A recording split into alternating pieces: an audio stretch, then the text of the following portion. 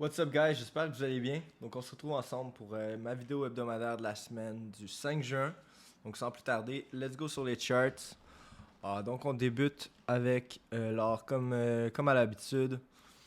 Donc lorsque j'avais fait dans les vidéos précédentes, je vous avais parlé ici que c'était un point tournant pour l'or. Et donc on est toujours dans des positions longues, donc dans des achats. Par contre, cette semaine, on a eu un retest sans avoir breaké plus haut. Et donc, présentement, le niveau du 1900, 1890, 1900 me fait peur sur le long terme à la hausse. Donc, c'est sûr que je vais shorter à partir de là pour me hedger dans mes positions. Puis, je vais voir si on a un break du channel ou non. Donc, on peut aller en daily pour voir un petit peu plus ce que je veux dire par là. Donc, on est dans le channel depuis maintenant près de 2 mois. Donc 2-3 mois qu'on est dans le channel. Et donc on n'a jamais eu un third touch. J'aurais aimé voir des breaks significatifs avec une touche du 19-15. Par contre, ça semble être le niveau du 18-90 qui va jouer son rôle au courant de la semaine prochaine. Donc présentement, c'est un peu choppy. Donc je vous dirais que tout ce qui est entre ce niveau-là, c'est pas trop c'est pas trop génial pour trader, à moins que vous êtes vraiment des day traders. Là, vous pouvez trouver des opportunités d'achat en intraday. Niveau swing, je vous conseille de soit garder vos longs si vous avez des positions longues là. Bien sûr, il n'y a aucun conseil financier dans cette vidéo-là. Mais juste pour vous dire que si vous êtes en position longue, je crois que c'est un bon moment de garder les longs, les positions longues. Puis au même moment, si vous commencez à shorter déjà d'ici, donc ça peut être un moment de vous hedger dans cette position-là. On a quand même eu une run de plus de quasi 1000 pips sur l'or ou 10 000 pips, peu importe comment vous voulez les compter. Alors, pour l'instant, ça semble être le cas. On a un peu de consolidation, donc c'est pas très surprenant. Donc, j'ai hâte de voir ce qui va se passer au courant de la semaine prochaine. Niveau de l'or, ce que je garde à l'œil, c'est la nouvelle trendline qui s'est installée ici en plus petit time frame. Donc, si on est capable de consolider avec le point 38, si je ne me trompe pas, qui se retrouve sur la trendline aussi. Donc, par exemple, les niveaux du 18-40 qu'on sait que je parle depuis très longtemps. Donc, c'est des niveaux clés. Donc, si on peut voir un petit retest au début de la semaine à 18-40, il y aurait une opportunité short term de prendre une position longue, puis par la suite de décoller le mouvement vers les 18,90. Pour moi, ça semble inévitable de retester les 18,90. Pourquoi? Parce que c'est le point 38 de l'impulse et puis on n'a pas eu de retest du point 38 encore. Dans des mouvements significatifs comme ça, il y a toujours un retest du point 38 à un moment donné ou un autre. C'est juste une question de statistiques, mathématiques. Et donc pour moi, même si on est même si on a déjà entré dans le bear market puis qu'on est dans un donc un bearish trend sur l'or, je crois qu'on va quand même aller à alentour du 18,90-1900 avant d'avoir une baisse supplémentaire. Et donc je garde à l'œil précisément ce niveau-là, surtout s'il coïncide au même moment avec la trendline. Et donc, ça nous donne une fenêtre d'environ 2 semaines. Donc, on va voir d'ici 2 semaines si on est capable d'aller attaquer ce niveau-là. Pour l'instant, mes positions longues, comme je vous dis, tant et aussi longtemps qu'on ne reteste pas le point 38, je vais les garder. J'ai déjà pris profit, comme je l'ai dit au courant de mes dernières vidéos. Lorsque je prends un trade, lorsque je suis dans un ratio d'1 pour 1. Donc, ce que j'ai fait, lorsque mon trade est en profit du même montant de ce que je risquais au départ, je retire 75%, 80% dépendamment de la position de mon trade ou que je suis dans le trend. Puis, je laisse un runner, donc je laisse une position courir pour aller capter le plus de pubs possible. Et donc, présentement, j'ai encore ma position longue d'ici. Et donc, j'aimerais bien pouvoir rentrer dans une position courte. Je vais faire la même stratégie. Si on se rend ici, je vais prendre une position courte avec un petit risque, avec un stop loss par exemple ici. Et lorsqu'on serait ici, je vais prendre 80% de mon profit et je vais garder 20% de ma position laissée. Donc comme à ce moment-là, ce qui va se passer, j'aurai comme plus vraiment de position sur l'or. Et puis, je vais avoir fait un bon profit sur ce trade-là. Et donc, ce qui va se passer avec l'or, peu importe si on a un break et pour un mouvement haussier ou on rebreak vers le downside, ça m'importera peu. Donc, le marché, il ne faut pas essayer de deviner où il s'en va. Il faut juste se placer dans une position qu'on a un edge puis qu'on peut s'assurer de faire de l'argent s'il y a des mouvements. Donc, on se met dans une position où on a plus de chances de faire de l'argent que ce qu'on a d'en perdre. Et donc, c'est la seule façon d'être profitable dans ce marché-là.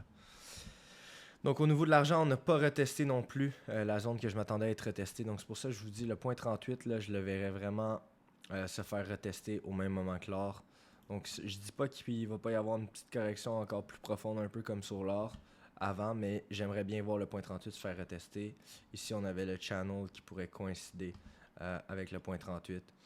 Et là, je peux même apercevoir qu'on semble, à chaque fois qu'il y a un mouvement baissier, on semble retester à la hausse et donc il y a une pression d'achat assez importante sur l'argent. Si vous me suivez depuis le début, vous savez que l'argent, je ne le trade pas personnellement, je l'utilise comme confluence supplémentaire et donc pour l'or. Et donc, si on voit le point 38 être retesté sur l'argent au même moment qu'on reteste le point 38 sur le gold, sur l'or, je vais être vraiment intéressé sur une position courte, du moins, pour aller capter mon mouvement vers la baisse. Si on a un break et une confirmation d'uptrend, je vais aller trigger la zone des 1920 et par la suite, on a la zone des 1950-1960. Et donc, ce sont toutes les étapes qui vont se passer au courant des semaines à venir. Pour l'instant, on a eu un gros mouvement à la baisse qui était relativement prévisible suite à un gros mouvement haussier, donc un mouvement parabolique à la hausse. Et donc, c'est souvent ce qui se passe sur l'or, c'est une commodité qui a des gros swings. Et donc, il ne faut pas se laisser prendre. Prenez moins de risques, prenez des plus petites positions sur ces commodités-là. Il y a des gros mouvements significatifs, autant à la hausse qu'à la baisse. Au niveau de GBP, GPY, comme je vous avais dit, j'avais une petite position longue ici. J'avais mon short encore dans cette position-là. Par contre, à ce niveau-ci, j'avais dit que j'allais fermer mon short si ce niveau-là ne tient pas. Donc, ça fait 3 semaines, peut-être un mois même, présentement que j'en parle. Et donc, pour l'instant, on est en train de le retester. Donc, j'ai vraiment hâte de voir ce qui va se passer avec ça. Je vais peut-être prendre une position courte niveau day trading pour aller revisiter le Fibonacci. Tant qu'à moi, au niveau de le pound sur le Japanese yen, c'est purement technical en ce moment. C'est du trading de Fibonacci. C'est très joli. C'est le paradis si vous êtes des day traders. Au niveau du euro odd, donc j'avais pris un short ici sur le double top. J'en avais parlé dans la vidéo aussi que c'était une zone qui m'intéressait. Et donc pour l'instant, dans la vidéo de la semaine passée, j'avais parlé aussi du point 50 comme étant une possible zone d'achat. Malheureusement, on n'avait pas eu le mouvement. Le mouvement ne s'était pas timé avec la trendline. Donc, j'ai pas pris l'achat. Par contre, la zone semble avoir tenu. Mais on a brisé la trendline et donc ça pourrait seulement être un retest avant de voir de la consolidation à la baisse.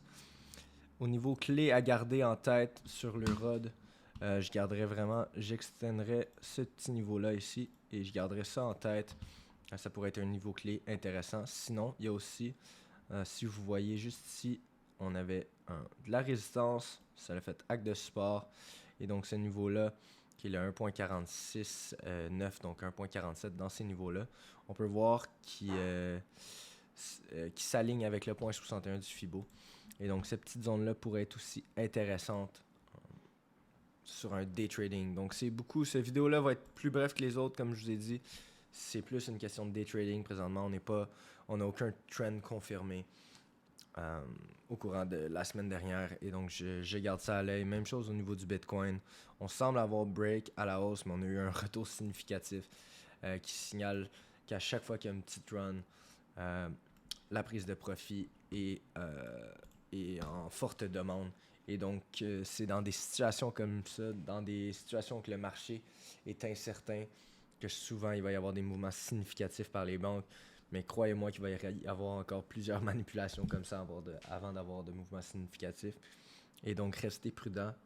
Contrôlez votre risque. C'est la seule chose que vous pouvez faire dans le trading. Contrôlez votre risque. Gérez vos pertes. Et puis, vous assurez que vous allez rester profitable. Un mauvais trade ne devrait jamais influencer votre journée dans le trading et un mauvais trade ne devrait jamais influencer votre semaine au niveau d'un trading. Si vous avez, ça arrive des losing streaks, ça arrive à tout le monde, même aux meilleurs. Par contre, il faut minimiser les pertes. Les gains, on les laisse tourner, on peut rien prévoir. Et donc, la seule chose qu'on peut prévoir, c'est nos pertes. Respectez vos stop-loss. Ayez un plan avant d'entrer dans un trade. Ayez une stratégie. Donnez-vous un avantage sur le marché. Et donc, on se revoit bientôt. J'espère que vous avez apprécié cette vidéo-là. Donc, rien de nouveau vraiment dans cette vidéo-là pour vous. Donc, c'était une semaine qui n'a pas bougé extrêmement au niveau des paires. Et donc, on laisse tourner les trades, on reste patient, puis on garde les charts à l'œil pour de nouvelles opportunités la semaine prochaine. Et voilà, guys, c'est tout pour la vidéo de cette semaine. J'espère que vous avez apprécié. Donc, n'oubliez pas de vous abonner à ma chaîne. Je fais des vidéos comme celui-ci à chaque dimanche, donc une analyse technique hebdomadaire pour la semaine à venir. Et puis, je mets des vidéos à titre éducatif pour vous aider à grandir dans votre trading. Donc, on se revoit la semaine prochaine pour le prochain vidéo. Merci beaucoup.